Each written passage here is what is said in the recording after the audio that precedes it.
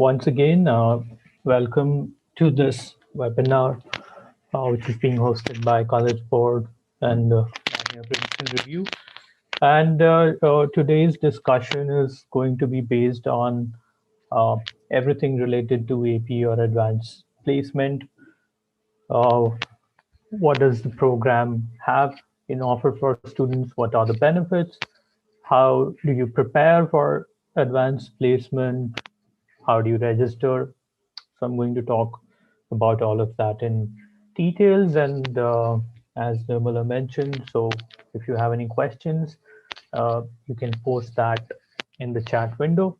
And towards the end of my presentation, I will take all your questions.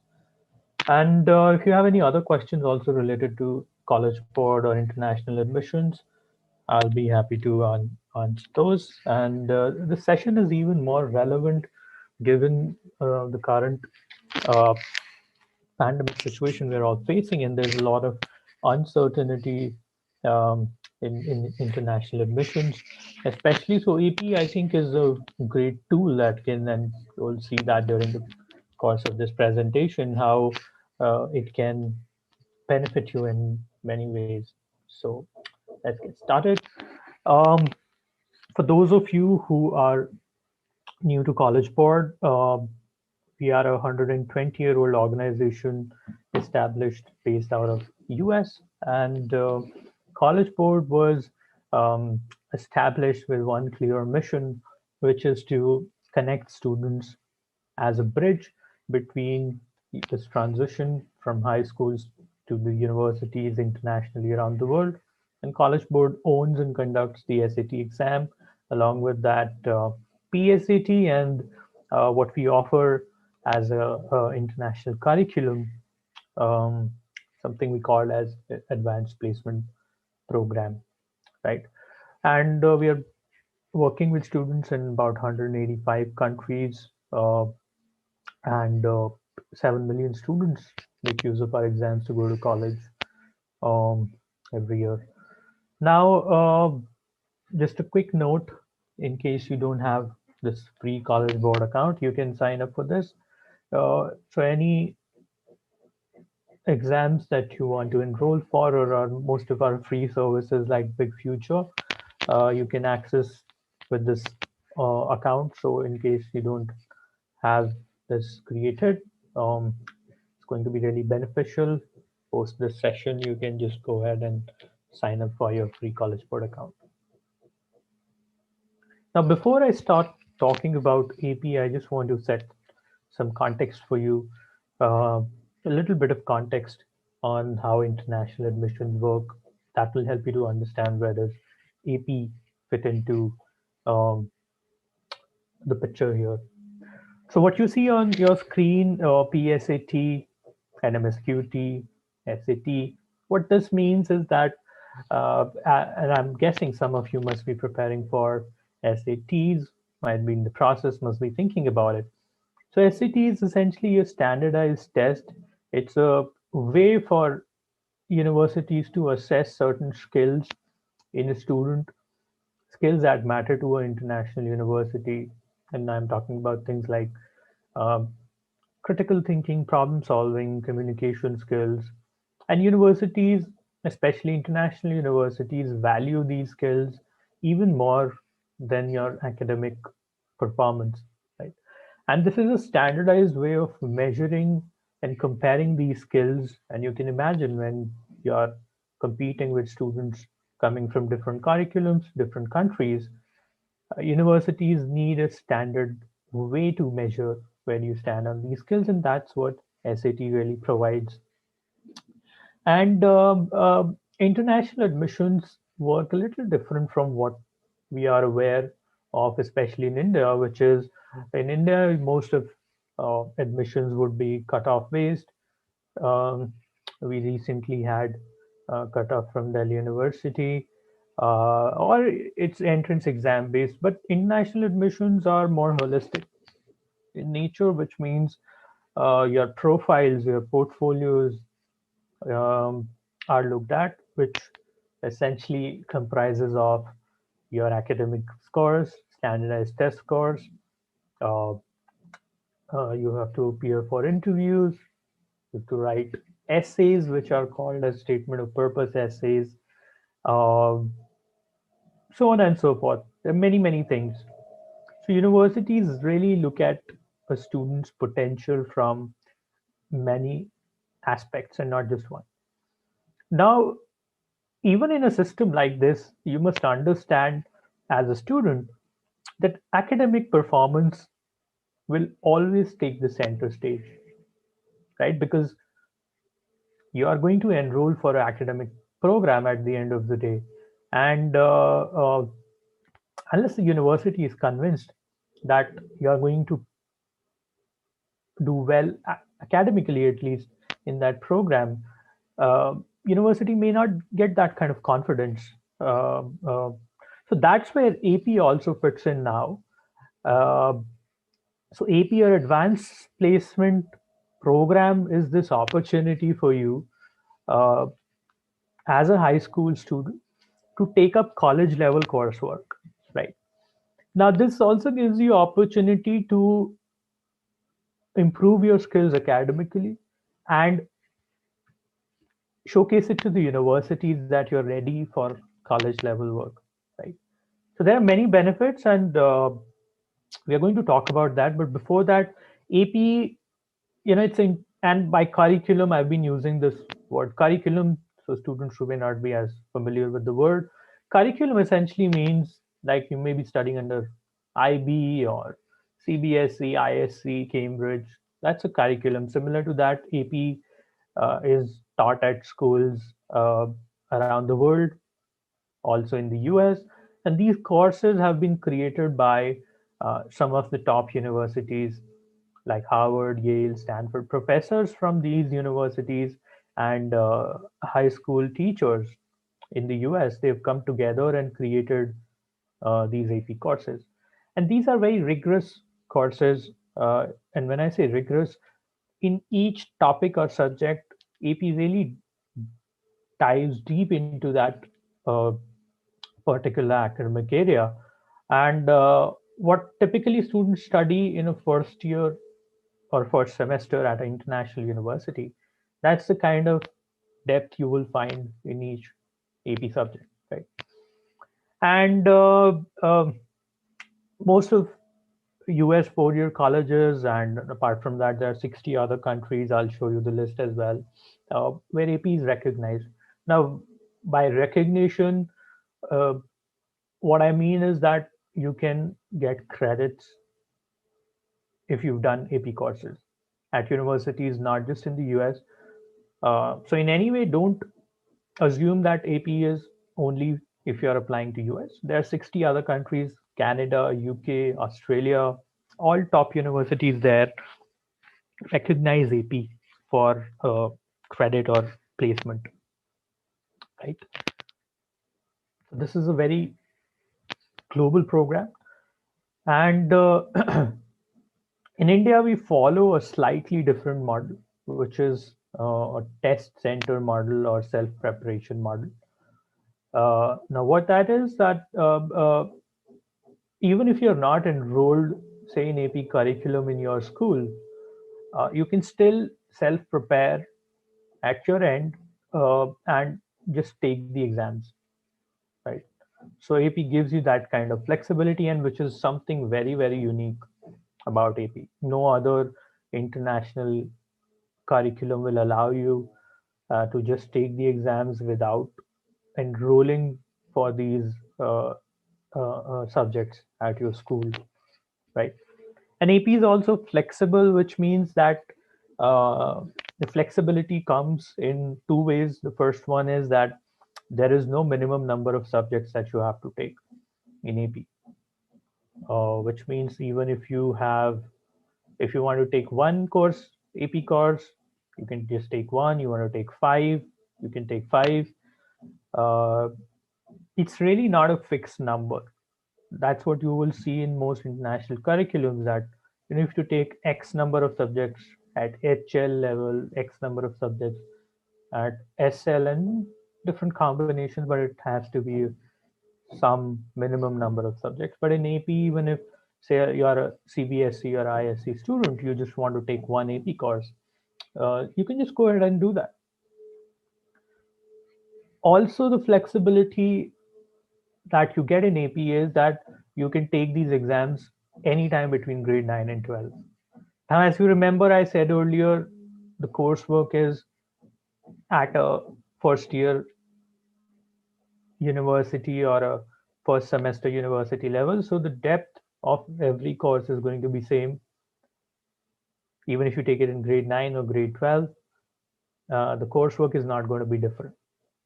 So if you take a course in calculus, uh, the coursework will be same, but you have flexibility in which grade you want to take it, right? Now, these are some of the universities that I mentioned earlier, uh, and professors from these universities, and I'm guessing you might want to apply and study at some of these universities. What you need to note here is that since AP has been designed by these universities, the professors already value the depth and the rigor any student who's taking AP goes into entirely. Um, how that's going to benefit you, I'll talk about that in a while. Now, these are typically how the subjects look like in AP, and this may not be the entire list. There are 38 subjects in total, and uh, just to give you an example, uh, if you want to take a course, say in physics, you can do that. Combine it with calculus. Uh, Maybe take three: physics, calculus, computer science, statistics. So like that, it's a whole bouquet of subjects, and then you can pick and choose. Now, if you want to see what topics are covered in each subject, there are course descriptions which are there on College Board's website. You can download these course descriptions. These are really long documents, and uh, what you'll realize is that uh, if you are preparing for any Indian curriculum subject, for example, physics or biology, chemistry, a lot of these topics would be overlapping. If you are preparing for an entrance exam, then even some more topics you're going to find overlapping. Apart from that, you will see certain topics which will be new, but in my experience, I can tell you that uh, there's extra work that, of course, needs to be done, but again, you learn some of these topics already. Um, so you can download these course descriptions and just familiarize yourself with what all needs to be covered. Now, all of that is fine, but if you're wondering why you should put in so much work, what are the benefits? So there are six clear benefits, big benefits. Why students currently take AP, why you should think about AP as a student. Uh, the first benefit is that it helps you to stand out in college applications or during your applications process or when you're applying to colleges. Uh, and how that happens is in case you take any AP course uh, towards any discipline that you wish to study, you can showcase it to universities, and universities really value that extra work that you put in. And since it's rigorous, universities already know that you're ready to take college level courses.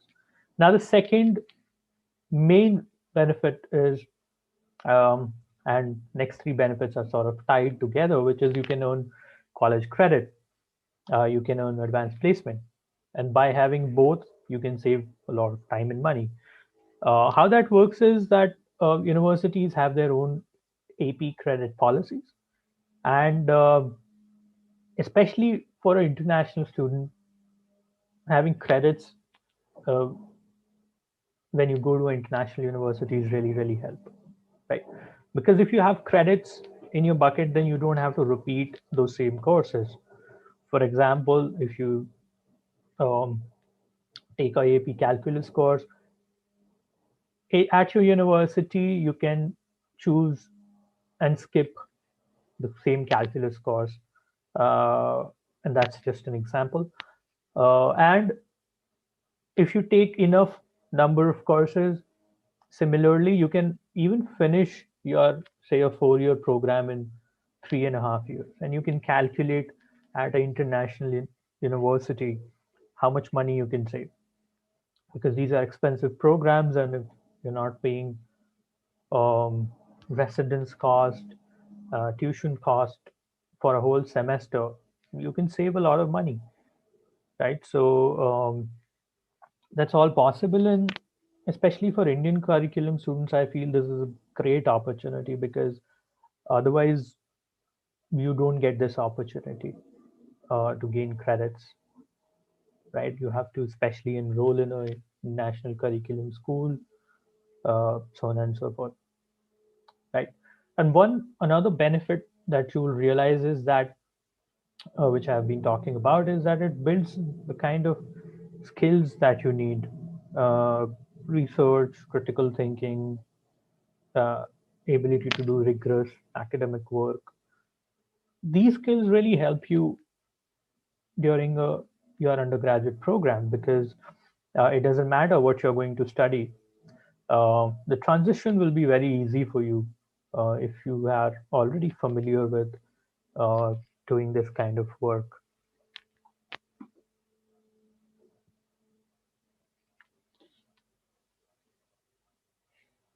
Now, just for your understanding, I've been using this word credit and advanced placement. What this, how it differentiates, is that credit. So at an international university, you have to uh, earn certain number of credits to get your degree. So these credits get transferred through AP. Or advanced placement also means that you may not get credits, but you can skip certain introductory level courses, right? That's the difference, but both are possible through AP. Now, these are the benefits of having credit or placement for any student, international or even a student who might have studied in the US. Uh, you can save time, you can save tuition fee, living expense. You can finish your degree earlier, you can pursue a double major, you can save that time, spend it in internship, study abroad semester. In fact, even with your scholarship, if you're looking for any sort of scholarship, this can be a great combination, to save money, especially as an international student. If you get scholarship plus you have AP credits, then you can actually finish your program even faster and at a lesser cost, even at some of uh, the most selective universities in the world.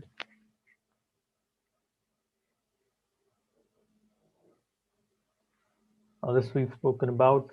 So there are, again, just reiterating, there are, in fact, this data may be a little old. There are 700 universities outside of the US, in Canada, UK. Let me actually show you the list.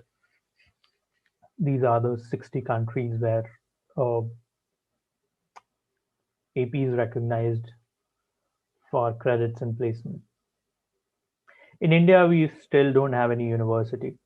So we are working towards that, having Indian universities also um, accept AP credits.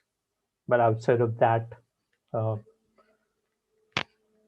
you can see all major countries: UK, Australia, Canada, US, where typically New Zealand, where students mostly like to study. Now, this is the example of how AP uh, credit policies look like. And this data may be, this is just for your understanding. So don't go by this uh, AP policies, keep revising. So a university will publish their AP credit policy. For example, this was Stanford's policy a couple of years back. So for calculus, AB, so this AP exam is graded from a scale of 1 to 5. And if you scored, say, a 4 or a 5, then you will get 5 or 10 credits. So, similar to that, uh, you will have subjects listed, you will have scores listed, you will have the number of maximum credits you can gain out of this.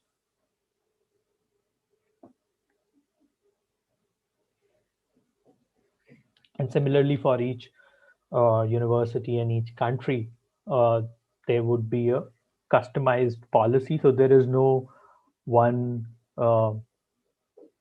sort of rule that applies to an entire country or a university. Each university, uh, each country, they all customize and decide how AP is being used.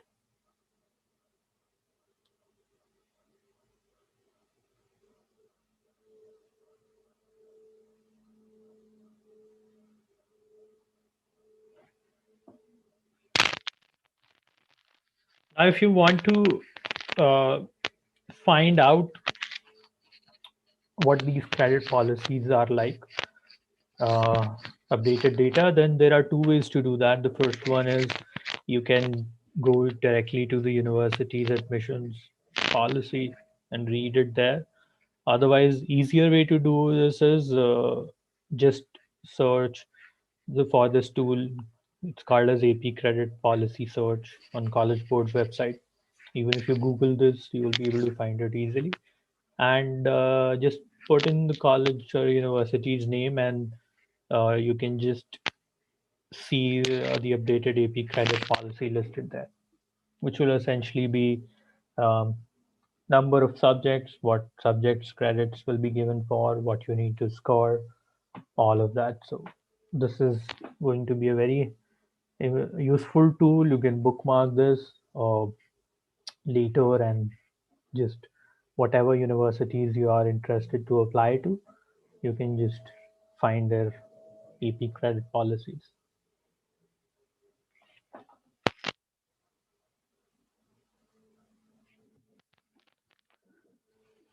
Now, how do students typically choose AP subjects? There are three ways, three tips, and this may not be exhaustive, but this is just sort of to help you think in the right direction.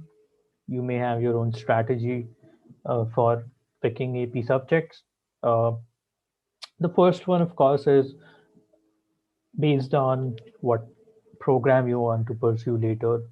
Uh, Say if you want to do engineering, and if you are only looking purely from admissions perspective, then you can take AP courses in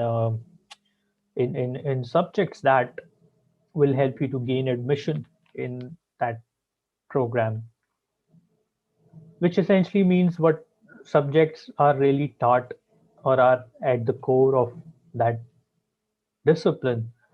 If you perform well on that, then the university will value that and you will have a better chance.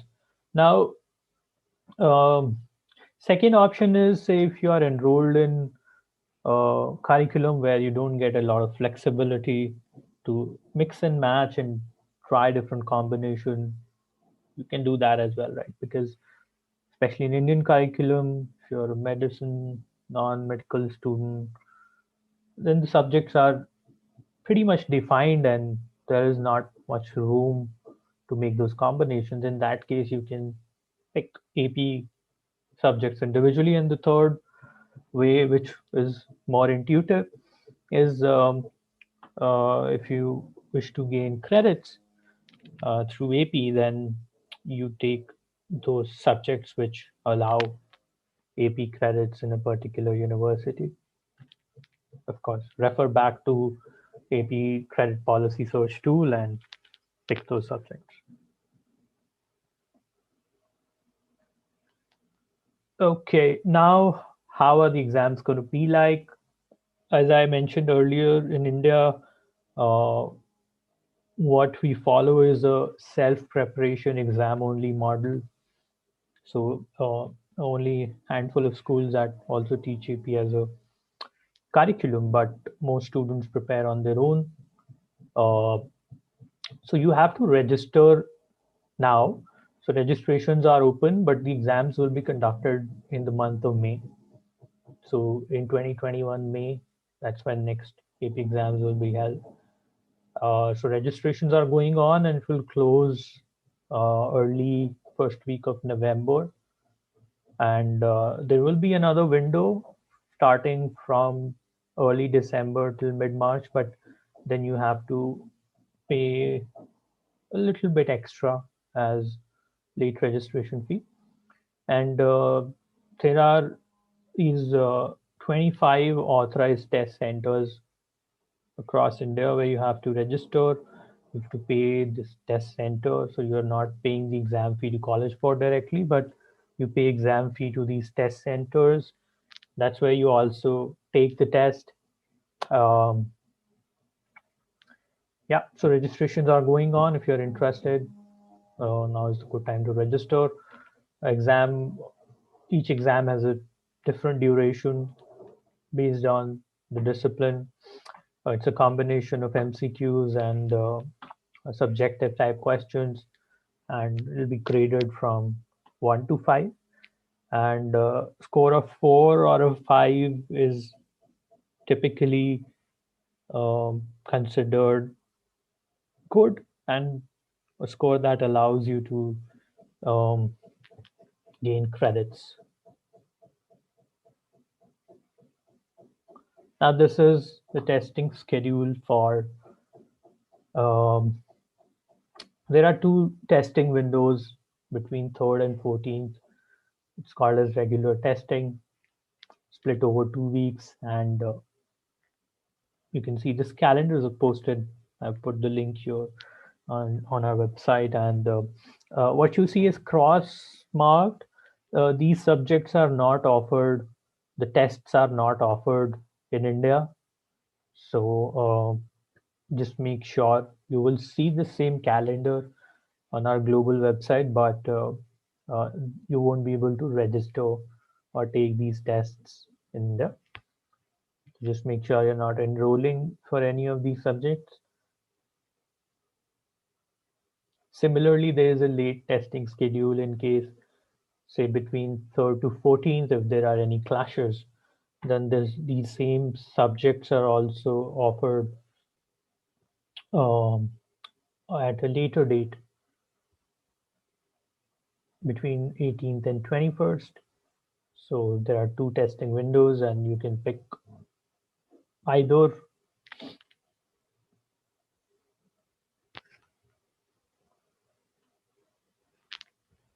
AP scores, I've already discussed this with you. This is how the grading looks like. So 4 or 5 is typically what you should be aiming for. So AP is just not about appearing for the exam. Just make sure if you're take, taking AP and you want to gain credits, then you will have to put in that extra work, really prepare well, and aim to get a score of a 4 or a 5.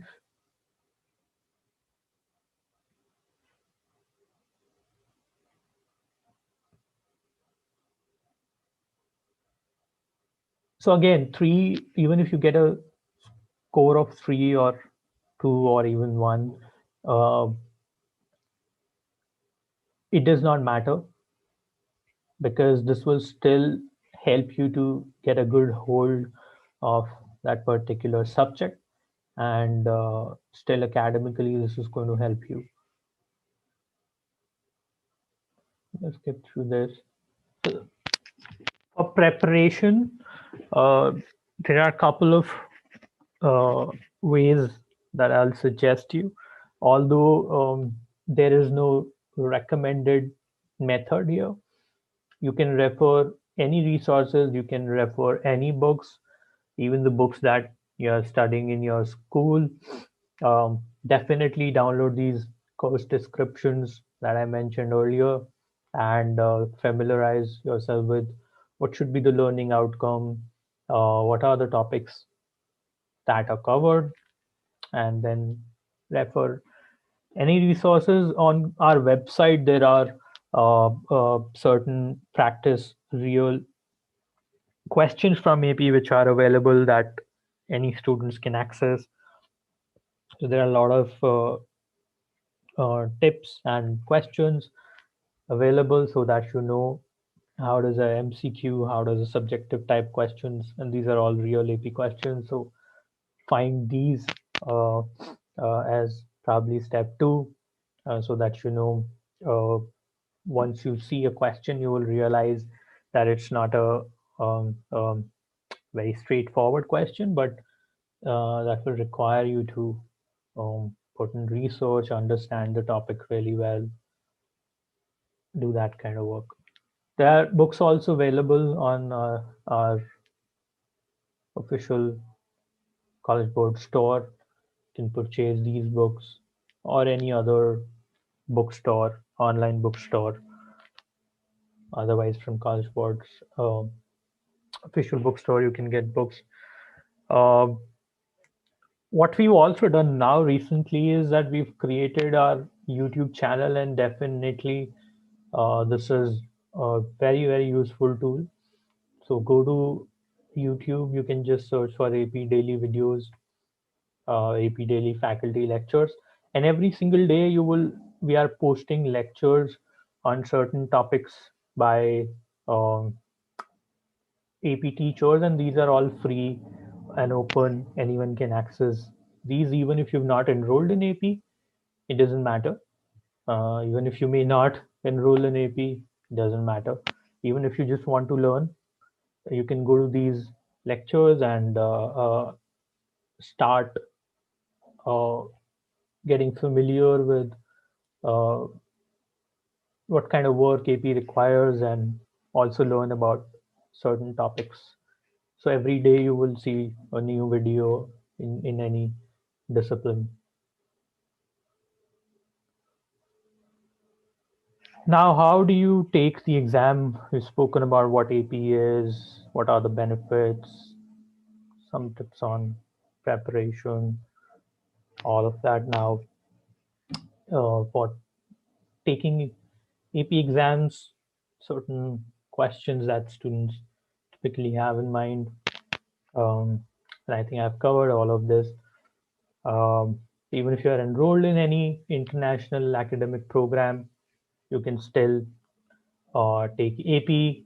If your school offers AP or not, you can still go ahead and just take the exams. Um, when can you enroll? You can enroll now and probably uh, even post December 1st and take the exam in May.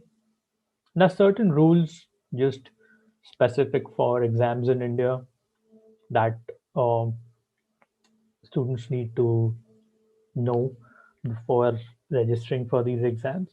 The first one is that for calculus, you can't take both calculus subjects in the same year. And there are certain subjects that I showed you the list of. Those are yet not offered as tests in India. So, although you won't see them listed at the test centers, but still um, don't get confused with the calendar that you might see on our uh, global website. Also, test centers in India have fee which would be the exam fee, which would differ a little bit. Their timelines would also typically be between 1st and 9th, 10th November. So you need to know all these guidelines for a particular test center based on where you are located.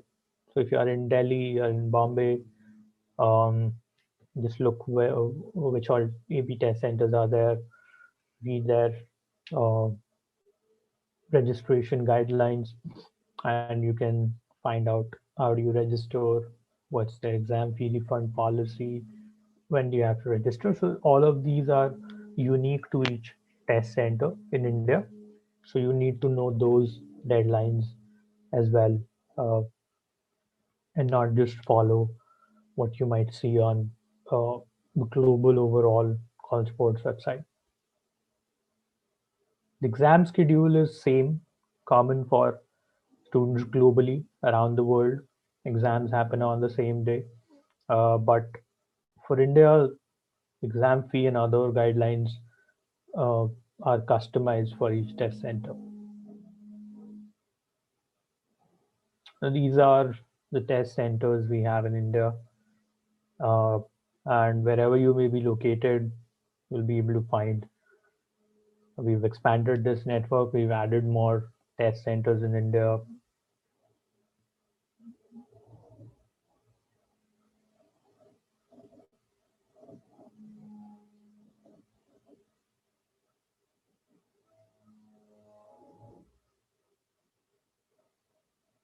All right, so now the last step here, which is how do you register for AP exam in India? And there are these 6 steps that you have to go through, and make sure you're aware of these steps really well, because this is a unique system for students in India. Um, so first, you have to create your My AP account, and this is a free account that you can create on College Board's website. The second step is to find a test center wherever you are located. These the list that I just displayed before in the previous slide. You can pick your test center location, and each test center then takes you on their web page on, and there you have all the uh, instructions listed in terms of what's the deadline, what's the fee, which all subjects are being offered, whether that test center offers late testing window or not. So it's a possibility that you might want to test in, say, the window of 18 to 21st, but the test center may not be offering uh, during that. So you need to know whether test center offers test in that window. Uh, you have to get something which is called as a join code. Uh, and the image that you see on the left, you have to, that unique join code is something you have to put in your My AP account, and that's how you register at a particular test center for a particular subject. Now, once you've done that, um, you have to pay the exam fee to the test center. So there are many ways you can pay. You can send a demand draft, you can pay online, you can send check, and once your payment is confirmed by the test center, they will send you admission tickets. There are AP coordinators at these test centers. So you need to confirm with the test center whether they've got, because test centers will place your exam orders to College Board. You're not directly enrolling, um, and the process does not get completed unless the test center has placed your exam order. And then once you get the admissions ticket, you just need to verify that all the subjects that you registered for, those you've got confirmation for or not. So these are all important steps um, that the student should know while registering for AP. All right, so that brings us to the end of this presentation. I will quickly now switch over to your questions, and please feel free to ask any questions that you may have.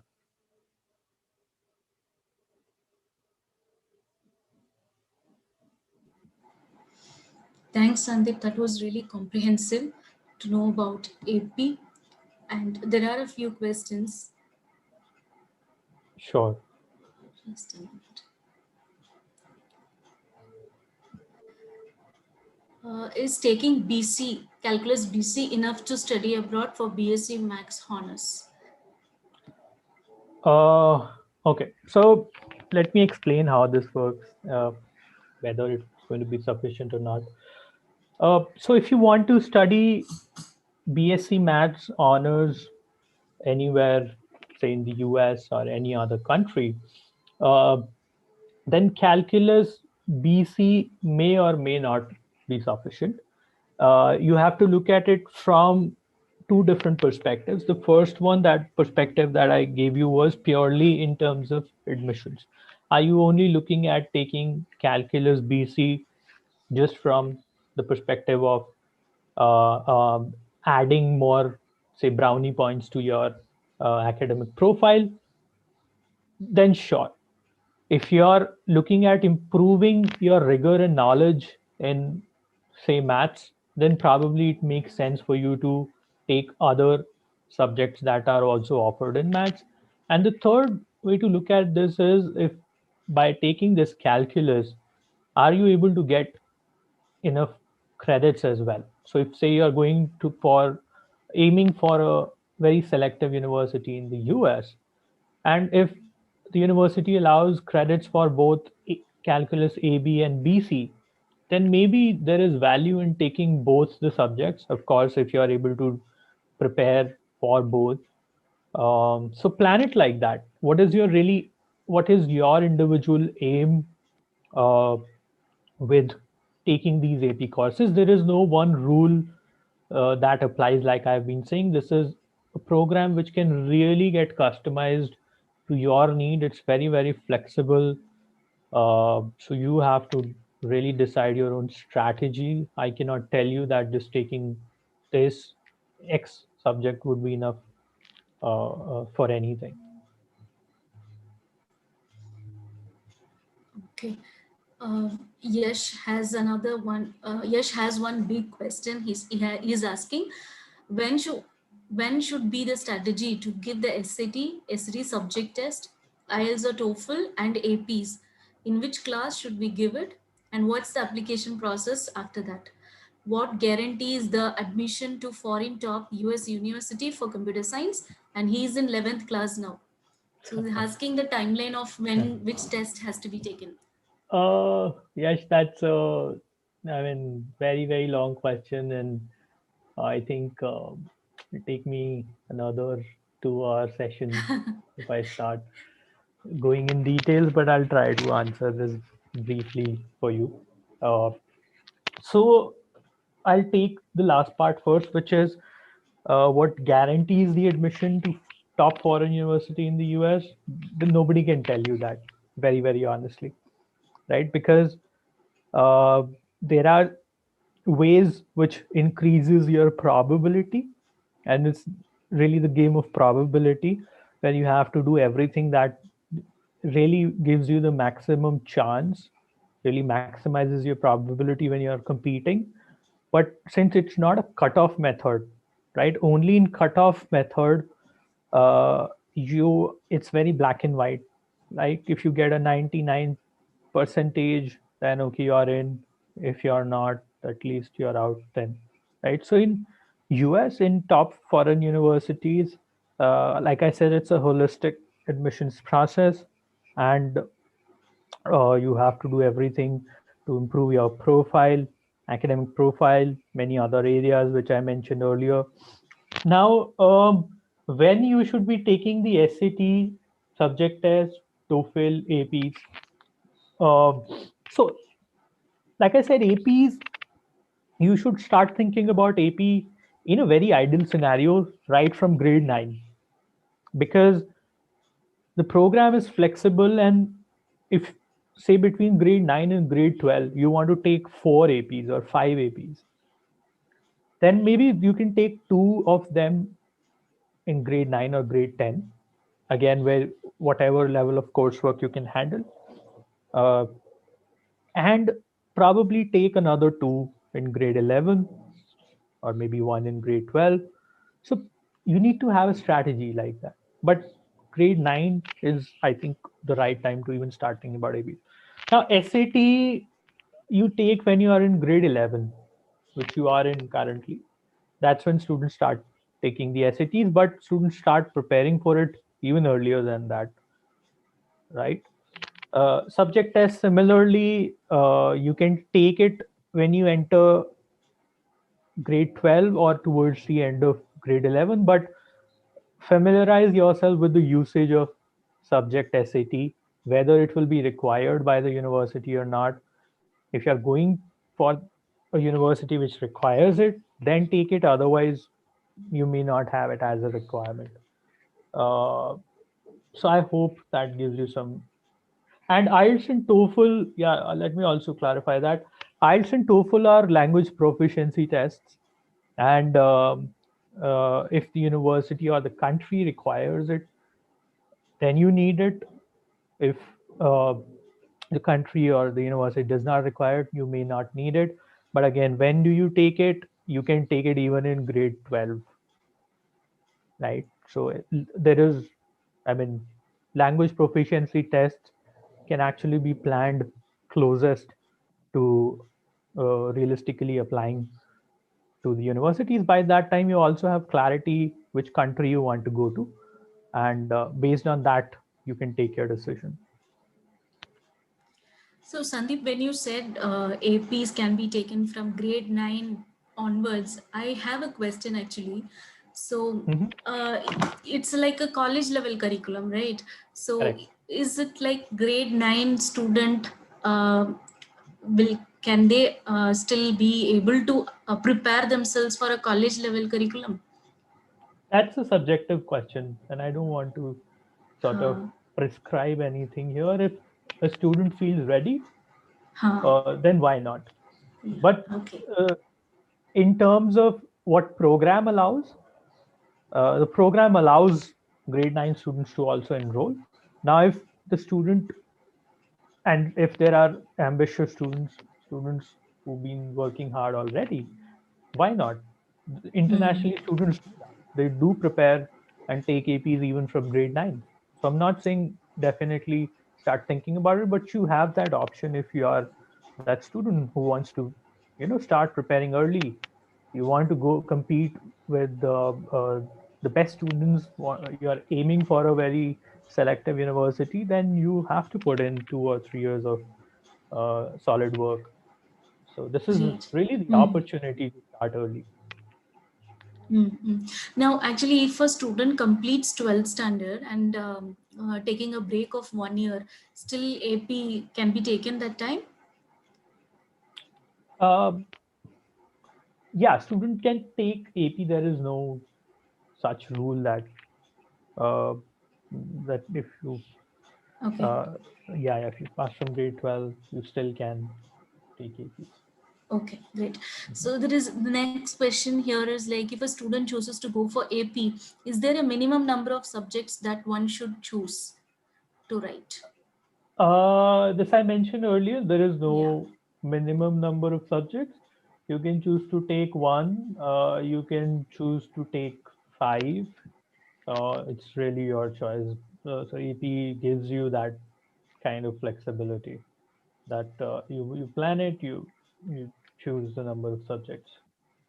Can we directly take calculus BC for the first time?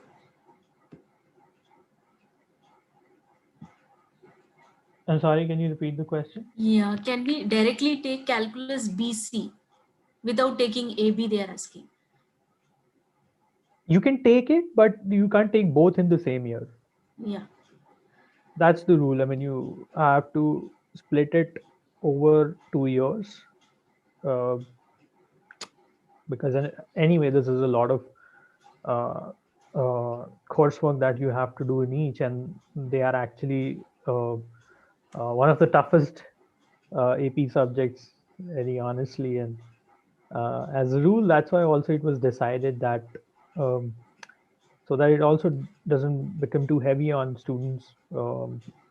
Ideally, you should always take these two over 2 years. So there are some questions related to what subject I have to choose for a particular course. Like, I think you have answered this, how to choose the subject. There are many Yes. questions of the same. And there is one Uh, question Gurjit is asking, like, are fee waivers available to low income students? I'm not getting this question, but he is asked several times. uh, Gurjeet, so fee waivers are available if you are a US citizen student for AP, then you can get waivers for SAT. We do give currently fee waivers based on families' income. We give up to 90% waivers in India, and if students' family income is up to 8 lakhs, then you can get these up to 90% vouchers. But in AP, we don't have that option as of now for Indian resident students. So Ayush is asking the question which you have answered already in the presentation. What is the difference between the college credit courses and AP? Uh, okay, Ayush, since you've asked the question, I'll try to explain this to you. What's the difference between college credit courses and AP? So, entirely different, right?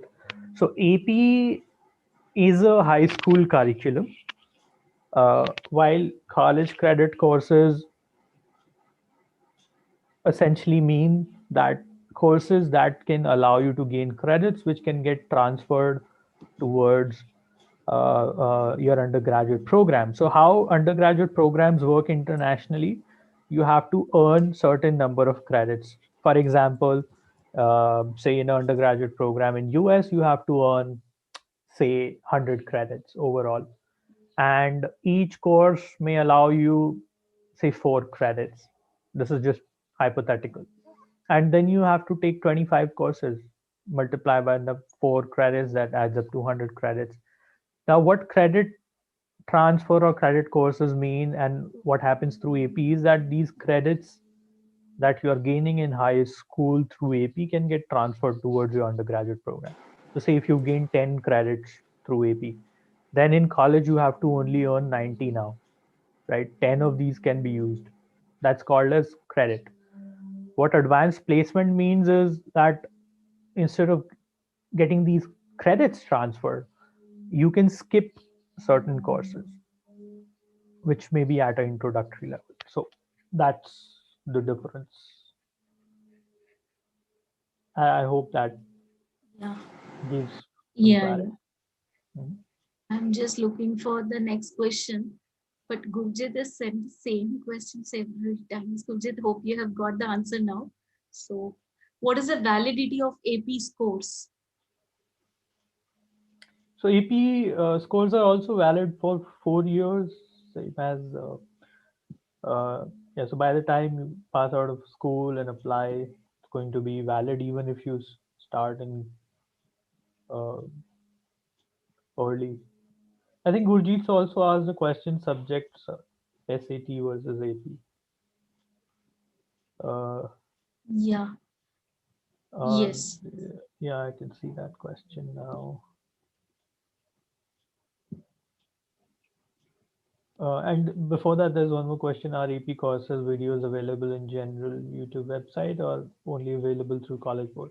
So, like I said, those are open and available on the YouTube channel for everyone. So, not through College Board, not only if you're enrolling for AP, even if generally you want to learn, say, about music theory, you just go and attend a lecture there that's open and available. Now, to Gurjeet's question on subject SAT versus AP, and that's a good question. Uh, I'll show you a slide. In fact, Gurjeet, I had a slide on that. I'll go back to it and explain it to you uh, so that you understand better. Just give me 1 second. Yeah.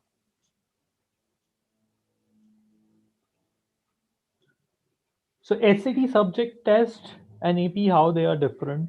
Um, so SAT subject test is you can just purely think of it as a that may be a crude way to put it, but as a entrance exam in a particular subject. In SAT, your subject knowledge is not tested, but certain skills that I mentioned at the beginning of my session. But certain universities, purely for admissions, as a admissions test, require you to take these additional subject SATs, right? If it's a requirement, then you have to take it. There is no choice then. If the university does not require it, you can choose not to take it. That is subject test, right? These are 1 hour long tests. They would test your very functional basic knowledge, say in physics, chemistry, or maths, or history, right? But AP is very in depth. We've already spoken at length about this. These are this is a curriculum, very in depth, college level coursework, helps you to gain credits, stand out in college applications. So that's the difference between the two.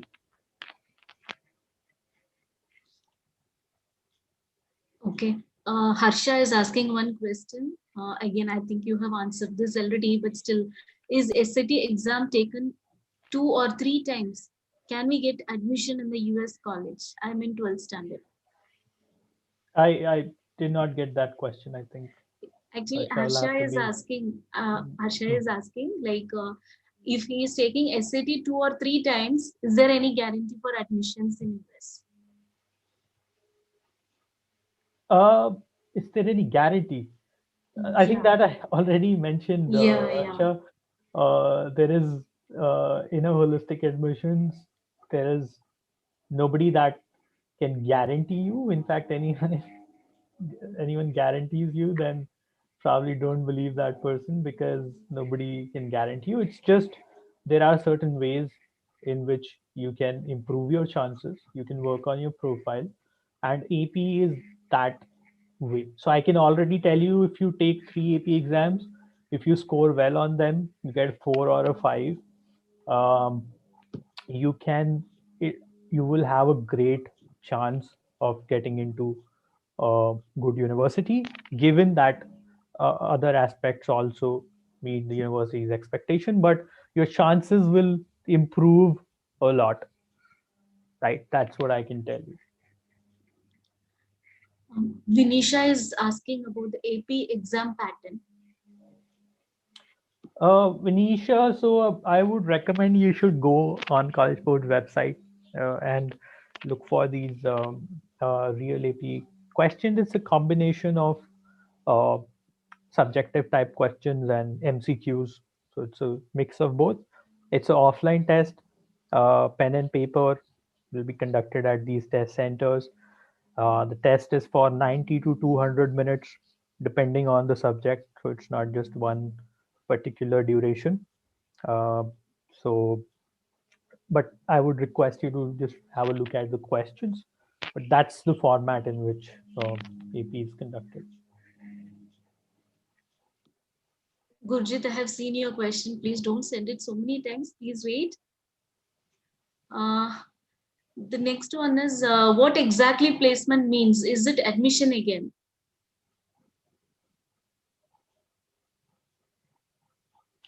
Uh, uh,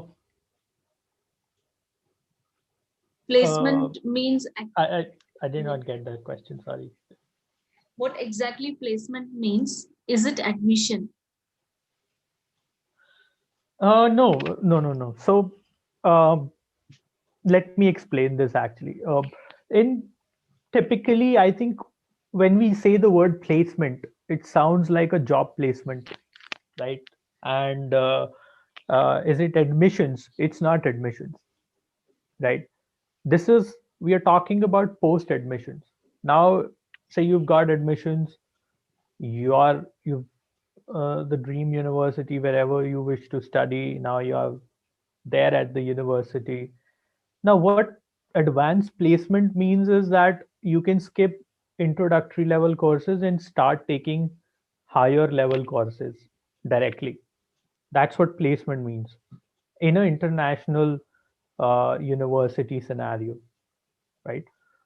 What that means, when you are entering the university, say a literature or a calculus or a physics course, if it's mandatory, you can just showcase your AP uh, performance or AP scores. Based on that, if the university allows, you can skip those courses because you've already showcased to the university, you have that kind of knowledge, and you will not have to repeat those courses. Now, what that does for you, in an international university, everything is very customized. What that means, you can take higher level courses directly. So, say in a computer science, you can enroll for a second year course or a second semester or third semester course already in first semester. So instead of spending the time to study that subject again that you already have knowledge for, university also does not want to waste your time, but rather let you sit in a class where you would learn higher level concepts. That's what placement means. Yeah. This Harsha has another question, and this is a question normally we get from our students also. This will be the Harsha last is question, Nimala. sorry. Uh, that will be the last question because Okay, we sure. can time and check. Yeah. Yeah, sure. So Harsha is in class 12. He's taking the SCT now, and his admission process, application process, and all will be in this October or November. Now, still, can he Mhm. take the exam in May and use that AP score? Yes, sir, absolutely. So your exam will be conducted in May. You will get your results by June, and that's how all international students will take AP. You can start preparing now, enroll for it now, take the exam in May, and use those scores to apply uh, in August, September, uh, whenever next year. Okay. Okay. Great. I think that's it. Can you show the, if you can show the last slide, Sandeep, I can give them the mail ID in which they can send the questions if They they can have. write to you, Nirmala, and you can forward the questions to me. I have not listed my mail ID here. That's Okay. okay. Yeah. Anune, can you please type in that mail ID in the chat window so that students can send us the queries? Okay, sorry, Harsha.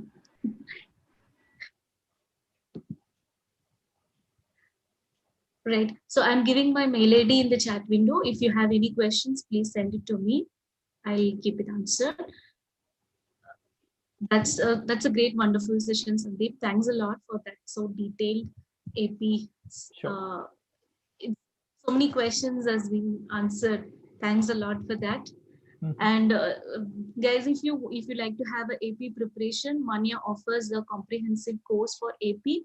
We have standardized materials, full length test, enough practice test, everything is available. You can reach out to us if you are looking for an AP preparation. So this is my mail ID. You can send your queries to my mail ID. I'll get it answered. I'll show your last slide, Nirmala. Okay, thank you. This is So you can send your queries here also, info@manyagroup.com, or if you can send it to me also. I have already given one. All panelists and attendees. If any of your queries is not answered, please send it to me. Yeah. And write to info@manyagroup.com. We'll get it answered. Thank you all. Thanks, Sandeep. Thanks a lot for your time explaining us in sure. detail about the advanced placement. Sure. Yeah. Thanks to all the students and take care. All the best. And I hope this was informative. This was useful. And take care. Bye bye. Thank you.